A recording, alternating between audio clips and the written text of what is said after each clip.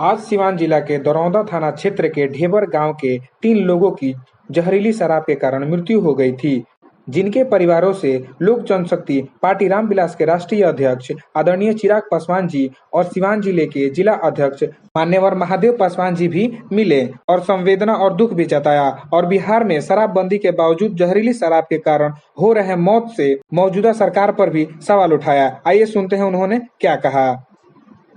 आज हम यहाँ पे आ रहे हैं, कितनी माताओं के हमने आंसू पहुंचे और मुख्यमंत्री नीतीश कुमार जी को एक बार जरूरी उनको महसूस नहीं हुआ कि भाई आके मिले, एक बार मुख्यमंत्री इनके आके सर पे हाथ रखते, शासन प्रशासन की हिम्मत होती इनको डराने धमकाने की। एक बार आकर अगर वो पूछते कि भाई बताइए, ये छोटी सी बच्ची बता रही है, ये छोटी सी बच्ची बता रही है कि हमको पता है कि भैया कहाँ पे जहरीली शराब बनती है। अगर इसको पता है तो यहाँ पे जो अधिकारी बैठे हैं प्रशासन के, उन लोगों को नहीं पता क्या इस बात का। और अगर संदिग्ध हालत में अगर किसी की मौत हुई है तो भैया सबसे पहले पोस्टमार्टम कराया जाता है। ऐसा नहीं है कि कैसे भाई, एक बार हमको पहले पूरा बोलने दीजिए। पहले हमको बताइए कि कैसे संदिग्ध हालत में हुई मौत को बिना पोस्टमार्टम के प्रशासन ने उसका देह संस्कार करने को दिया, कैसे इजाजत दे दी। और उसके बाद भाई पीड़ित परिवार को आप डरा रहे हैं, आप धमका रहे हैं, इनसे कागज पे लिखवा रहे हैं। कौन सी मौत में हम लोगों ने देखा है जहाँ पे प्रशासन कागज पे लिखवाता है कि नहीं हमको किसी से शिकायत नहीं है।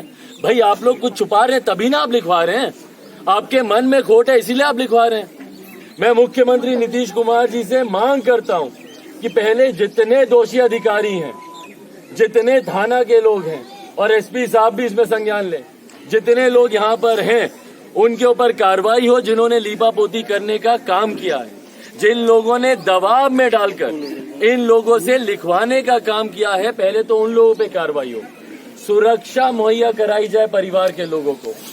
भाई आज हम लोग चले जाएंगे, अभी मीडिया के लोग आप लोग हैं, कल को भगवान न करे अगर इस परिवार में से किसी भी सदस्य के साथ कुछ हुआ तो आज मैं दावे के साथ कह के जाता हूँ कि उसका जिम्मेदार सिर्फ और सिर्फ प्रशासन के लोग होंगे। वो लोग इनको सुरक्षा मुहैया कराएं, 25 लाख रुपए का मुआवजा सबसे पहले सरकार दे। भाई खाने कमाने वाला क्या, 4 बच्चे इस परिवार में, बूढ़े माता पिता हैं, 4 बच्चे हैं परिवार में, छोटे छोटे बच्चे, इनकी पढ़ाई की जिम्मेदारी कौन लेगा।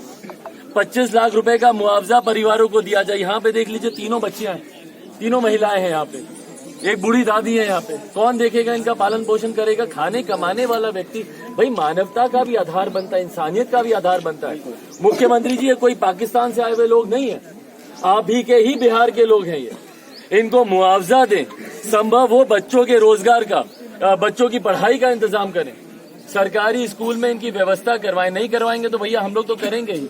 हम लोग तो कल भागलपुर भी गए थे जहाँ पे 15 लोग मर गए थे ब्लास्ट में, कोई उनको खाना तक नहीं खिलवा रहा है, हम लोग के लोग वहाँ पे उनको खाना खिलवा रहे हैं। नहीं करेंगे हम, बच्चों की पढ़ाई की हम जिम्मेदारी उठा लेंगे, पर ये मुख्यमंत्री की जिम्मेदारी बनती है कि घर का खर्चा कैसे चले, इनको मुआवजा दिया जाए, बच्चों का सरकारी स्कूल में इन लोगों का दाखिला कराया जाए और उसके बाद परिवार का कोई सदस्य जो भी ठीक लगे कि भैया कोई आशा में, ममता में, जैसे भी हो, उनको वहां पे भर्ती करवाई जाए ताकि आने वाले समय में बच्चों का पालन पोषण परिवार करे, पर सुरक्षा मुहैया करे। और मुख्यमंत्री नीतीश कुमार आए, सरकार में बैठे हुए लोग आए यहाँ पर। भाई आप लोग आकर देखिए, गरीब परिवार के हैं, अनुसूचित जाति परिवार के लोग हैं भैया, इनके साथ इस तरीके से अगर अत्याचार इस सरकार में हो रहा है और सरकार अगर मौन बैठी है, खामोश बैठी है, तो ये दर्शाता है कि भैया मुख्यमंत्री का पूरा संरक्षण प्राप्त है अपराधी। भाई मुख्यमंत्री के संरक्षण के बिना, प्रशासन के संरक्षण के बिना ऐसे अवैध धंधे नहीं चल सकते हैं। आयात होता है अवैध शराब का, जहरीली शराब का निर्माण होता है हमारे, और अब तो जिले में नहीं, प्रखंड में नहीं, पंचायतों में पहुंच गया ये धंधा। तो मुख्यमंत्री के संरक्षण के बिना इतना आपराधिक धंधे नहीं चल सकते हैं। तो मुख्यमंत्री नीतीश कुमार जी अगर सही में अपने शराबबंदी कानून को अगर वो धरातल पर उतारना चाहते हैं तो पहले आके इन परिवार वालों से मिले, पूछे इनसे क्या हुआ, कैसे हुआ। जब तक आप मिलिएगा नहीं, पूछेगा नहीं, आप समझिएगा कैसे कि भैया क्या घटना घटी है। मैं इसको हत्या ही मानता हूँ। किसी को अगर आप जहर पिला के मारते हैं तो वो हत्या होती है। यहाँ पे जहरीली शराब देकर मारा गया है, अनुसूचित जाति दलित परिवार के लोग हैं, और उसके बाद मारने के बाद मतलब संवेदनहीनता की पराकाष्ठा है कि आप आके उनको डरा रहे हैं, धमका रहे हैं। आप जाके उनको बोल रहे हैं कि नहीं जबरदस्ती कागज पे साइन करो। भाई कौन से उसमें लिखा जाता है कि कागज पे साइन करना अनिवार्य होता है, जिसमें कि भाई हमको किसी से कुछ लेना देना नहीं? क्यों जबरदस्ती साइन करवाया जा रहा है? एक मुस्लिम परिवार है, उसके शव को दफनाने के लिए प्रशासन के लोग खड़े हैं। भाई कितने ऐसे अल्पसंख्यक परिवारों में मृत्यु हुई है, कितनी जगह प्रशासन के लोग जाते हैं भैया उसको दफनाने। आप सबूत मिटाने का प्रयास कर रहे हैं ना। प्रशासन के ऐसे अधिकारियों पे कार्रवाई होनी चाहिए। मृतक परिवारों को 25 लाख रुपए का मुआवजा मिलना चाहिए और कम से कम एक परिवार के सदस्य को, भैया 4 छोटे बच्चे हैं, मुझे लगता है सबसे बड़ी बच्ची की उम्र 12-14 साल की होती है और बाकी सारे छोटे, उनके पढ़ाई की जिम्मेदारी कौन लेगा? भाई बिहार के ही लोग हैं मुख्यमंत्री जी। कई बार मापदंड नहीं होते हुए भी नैतिकता, इंसानियत, मानवता आधार बनता है। आप अपने प्रदेश के लोगों को ऐसे मरते पिटते नहीं छोड़ सकते हैं। कल हम लोग भागलपुर गए थे, वहां पे भी 15 लोग एक साथ लाश में मरे। एक के खाने की व्यवस्था इन्होंने नहीं की, उनके घर उजड़ गए, रहने की व्यवस्था नहीं की। हम लोग वहां पे भी हम लोग खाना खिलवा रहे हैं उनको, रहने के लिए हम लोगों ने अपने पार्टी के लोगों के यहाँ हम लोगों ने घर दिया। यहाँ पर भी अगर मुख्यमंत्री नहीं करेंगे, बच्चों की पढ़ाई की जिम्मेदारी मैं ले लूंगा, पर मेरी भी अपनी सीमाएं हैं। आप आज सरकार में बैठे हुए हैं, जितना आप कर पाएंगे मुख्यमंत्री जी उतना और कोई नहीं कर पाएगा। तो इसीलिए मैं आग्रह करता हूँ कि प्रदेश के, बिहार के प्रधान बिहार पे दे ध्यान। जरूरी है बिहार के प्रधान का बिहार पे ध्यान देना।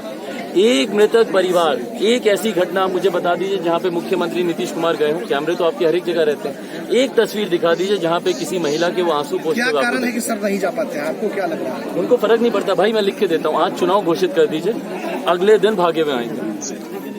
आज बिहार में चुनाव घोषित कर दीजिए, अगले दिन मुख्यमंत्री क्या पूरी सरकार भागी आएगी। भागलपुर की घटना सुन लीजिए, एमएलसी के चुनाव चल रहे हैं, सर्किट हाउस में तमाम इनके मंत्री, सांसद, विधायक वहां पे बैठे हुए हैं। महज 1.5-2 किलोमीटर की दूरी है, सब बैठे हुए हैं चुनाव प्रचार के लिए। पर क्योंकि ये वो लोग वोटर नहीं है जो मरा, क्योंकि इसमें वोटर अलग होते हैं, जनप्रतिनिधि ही इसमें वोट करते हैं, तो उसमें कोई जनप्रतिनिधि मरा नहीं। तो इसलिए भागलपुर में किसी मंत्री, नेता, विधायक ने जाना जरूरी नहीं समझा। मैं बोल रहा हूँ यहाँ पे आप कल चुनाव घोषित कर दीजिए, लाइन नहीं लग गई सरकारी गाड़ियों की तो मेरा नाम बदल दीजिए। उसी तरीके से चुनाव घोषित हो जाएंगे, मुख्यमंत्री नंगे पांव दौड़े जाएंगे भागलपुर में जहाँ पे बम ये। तो सर क्या शराबबंदी खत्म होना चाहिए? क्या इस पे क्या आपका? भाई मैं इस कानून का पक्षधर हूँ, शराबबंदी होनी चाहिए। खासतौर पर बिहार जैसा राज्य जहाँ पे शिक्षा का इतना अभाव है, लिटरेसी रेट इतना लो है, लोग नहीं समझते हैं कि हानिकारक पदार्थों के कितने नुकसान हो सकते हैं। तो ऐसे में इस राज्य में शराबबंदी होनी चाहिए। पर शराबबंदी के नाम पर ये मौत का जो तांडव मचा के रखा हुआ है, सीरीज ऑफ मर्डर आपने करवा रखे हैं, इसकी जिम्मेदारी किसकी है भैया?